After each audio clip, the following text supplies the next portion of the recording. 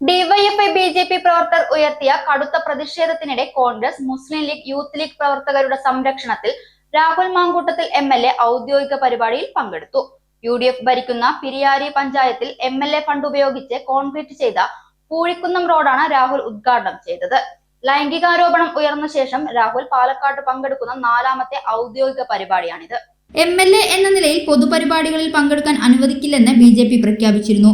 എം.എൽ.എയെ തടയില്ലെന്നാണ് CPM സംസ്ഥാന secretary M.V. Govindan പറഞ്ഞതെങ്കിലും Palakkad മണ്ഡലത്തിൽ ഔദ്യോഗിക പരിപാടികളിൽ പങ്കെടുത്താൽ തടയുമെന്ന് ഡിവൈഎഫ്ഐ പ്രഖ്യാപിച്ചിരുന്നു. ഇതിനിടെ മുൻകൂട്ടി അറിയിക്കാതെ കഴിഞ്ഞയാഴ്ച പുതിയ പാലക്കാട് ബാംഗ്ലൂരു KSRTC ബസിന്റെ ഫ്ളാഗ് ഓഫ് എം.എൽ.എ നിർവഹിച്ചിരുന്നു. ഡിവൈഎഫ്ഐയുടെയും ബി.ജെ.പിയും ഇരുഭാഗങ്ങളിലായാണ് നിലയുറപ്പിച്ചിരുന്നത്. ഡിവൈഎഫ്ഐക്കാർ വാഹനം തടയുമ്പോൾ മറുഭാഗത്ത് ബി.ജെ.പി പ്രവർത്തകർ മുദ്രാവാക്യം വിളിച്ചു.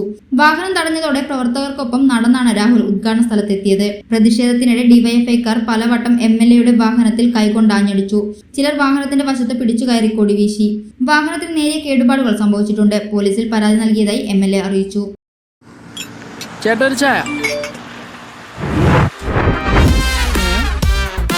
സൂപ്പർ ഫാസ്റ്റ് ആണല്ലോ. ഇതിന്റെ കേരള വിഷൻ വൈഫൈയാ? ഫാസ്റ്റ് ഒക്കെ തന്നെ, പക്ഷെ Kerala Vision wifi connection free ആണ്. ചായ ഫ്രീ അല്ല, കാശട് Kerala Vision free wifi connection. Free ആയി കണക്ട് ആവൂ.